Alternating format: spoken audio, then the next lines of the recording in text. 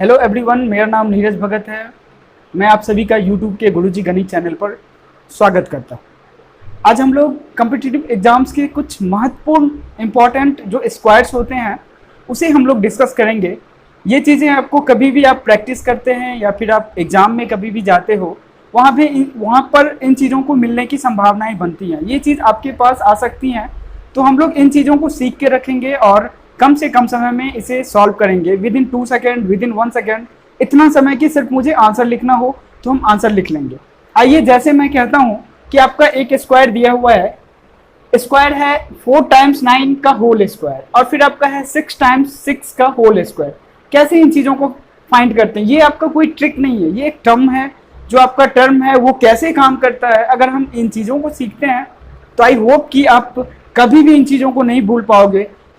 3 का स्क्वायर क्या होता है? 9 होता है।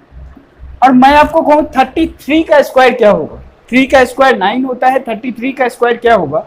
तो 33 अगर मैं आपको कह रहा हूँ तो बेसिक सी चीज है कि आपके पास 2-3 ऑप्शंस हैं। बेसिक मेथड होता है कि 33 में अगर मैंने आपको कहा तो 33 को हम 33 से मल्टीप्लाई करेंगे तो ये कितना होगा? 9 होगा और फिर ये 9 होगा और फिर ये भी 9 होगा आपका और ये फिर 9 होगा। कितना होगा? ये 9 होगा, 18 होगा और फिर 1 0। दैट मीन्स ये आपका बेसिक मेथड है। लॉन्ग मल्टीप्लिकेशन मेथड भी कह सकते हैं आप। ये आपका बेसिक मेथड था। या फिर आपके माइंड में आएगा थोड़ा सा, अगर आप इससे एडवांस में जाएंगे, आपके पास एक और ऑप्शन है। आप क्या कर सकते हैं? इसे फॉर्मूले के टर्म पे तोड़ सकते हैं। तो फॉर्मूले के टर्म पे कैसे तोड़ेंगे? तो मैं आपको कह सकता हूं कि मैं 33 है तो 33 को मैं लिख सकता हूं 30 + 3। डिस्ट्रीब्यूशन मैंने किया, किसका डिस्ट्रीब्यूशन किया? 33 का मैंने डिस्ट्रीब्यूशन किया। ये कितना हो गया? 30 + 3 हो गया। अगर मैं इसको स्क्वायर के फॉर्म में लिख दूं तो मैं इसे a + b के होल स्क्वायर के टर्म पे इसे फाइंड कर सकता हूं। ठीक है। दूसरी चीज, या तो मैं क्या कर सकता हूं कि 40 - 7 लिख सकता हूं और इसका होल स्क्वायर करूंगा। ऐसे मैं फाइंड कर लूंगा कि a - b का होल स्क्वायर क्या होगा। इसके फॉर्मूले पे मैं इसे पुट करूंगा, इसकी वैल्यू पुट करूंगा और आंसर फाइंड करूंगा। लेकिन इसमें हमें क्या है कि टाइम हमारा बहुत ज्यादा चला जाएगा। तो हम टाइम को करना क्या है? बहुत ही कम समय में सॉल्व करना है। तो आइए देखते हैं कैसे करेंगे। मैं कह रहा था कि विद इन 2 सेकेंड में सॉल्व करना है। देखिए यहाँ पे इसका टर्म कैसे काम कर सकता है, करता है, इन चीजों को हम पहले सीखते हैं। मैंने कहा आपको कि 3 है, 3 का स्क्वायर 9 होता है। अगर मैं 3 का स्क्वायर 9 को डबल डिजिट में लिखना चाहूं तो कैसे लिखूंगा कि 0 और 9 लिख सकता हूं। ठीक है, कोई प्रॉब्लम नहीं। मैं 9 लिखा या फिर 09 लिखा, कोई भी दिक्कत नहीं है। यहाँ पे क्या है? 33 है। अब 33 कैसे टर्म पे काम करेगा? तो देखिए मैं करता क्या हूं, यहाँ पे कितना है? 3 है, 1 डिजिट सिंगल डिजिट लेंगे। 3 है, 3 का स्क्वायर कितना होगा? 9 होगा। मैंने यहाँ डबल डिजिट में लिखा था। हम यहाँ भी कोशिश करते हैं इन चीजों को डबल डिजिट में लिखें और बीच में ना स्पेस रखेंगे। ठीक है, यहाँ पे हमारा स्पेस होगा। अब हम करते क्या है, यहाँ पे हमारा क्या है? सिंगल डिजिट जो है ये आपका बचा हुआ है। तो जो बचा हुआ डिजिट है इतने ही टर्म में, यहाँ इतने ही डिजिट में हमें काम करना है। यहाँ पे कितना है? 9 है तो 9, यहाँ पे हमें एक पीछे जाना है, डिक्रीज करना है। ये कितना होगा? 8 होगा। यहाँ पे 0 है, यहाँ से हमें एक ऊपर जाना है, आगे जाना है। कितना होगा? 1 होगा। ये हमारा आंसर कितना हो गया? 1089। हमने यहाँ पे लॉन्ग मल्टीप्लिकेशन मेथड से भी सॉल्व किया था।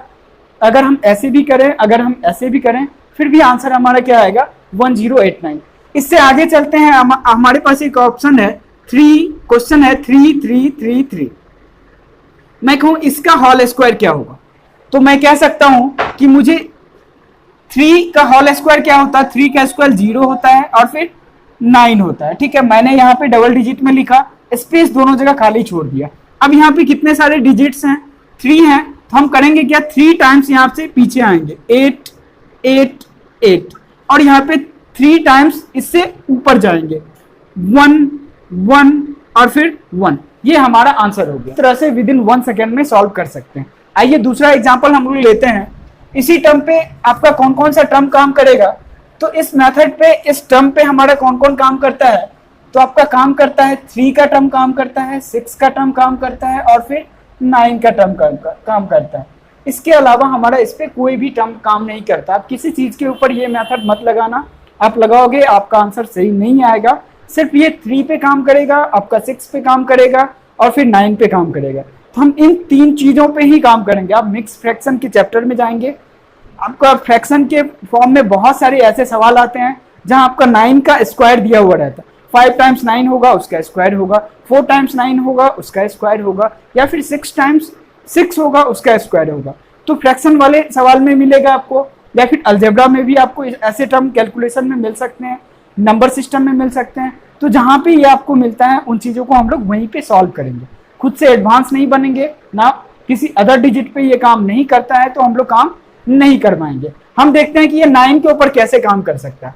तो 9 को मैं क्या लिख सकता हूँ, 9 का स्क्वायर कितना होता है 81। ये पहले से डबल डिजिट में है, इसे करने की कोई जरूरत नहीं है। अब करेंगे क्या, अगर मैं कहूं कि 99 का स्क्वायर कितना होगा, फिर से वही टर्म काम करेगा। 9 का कितना होगा 81, हम स्पेस को यहाँ ब्लैंक रखेंगे।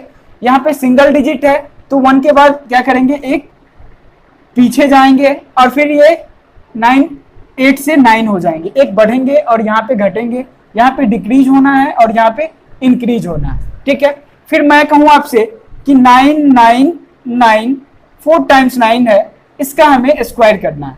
4 टाइम्स 9 है, इसका स्क्वायर करना है। आंसर अगर विद इन 2 सेकेंड में लिखना हो कैसे लिखेंगे, 9 का स्क्वायर 81 होगा। ठीक है, अब हमें पीछे जाना है तो कितने टाइम्स, 3 टाइम्स 1 2 3, और आगे जाना है 3 टाइम्स 999। ठीक है, यही हमारा क्या था, यहाँ पे क्वेश्चन था। इसी को हम लोगों ने कहा था कि हमें विद इन 2 सेकेंड में सॉल्व करना है, तो हम इसे विद इन 2 सेकेंड में आराम से सॉल्व कर सकते हैं। इतना टाइम लगेगा जितना में हम आंसर लिख सकते हैं। 6 के ऊपर भी ये चीज काम करता है। मैं कहूँ 6 पे कैसे काम करेगा, तो 6 का स्क्वायर कितना होता है 36 होता है। 6 का स्क्वायर 36 होता है।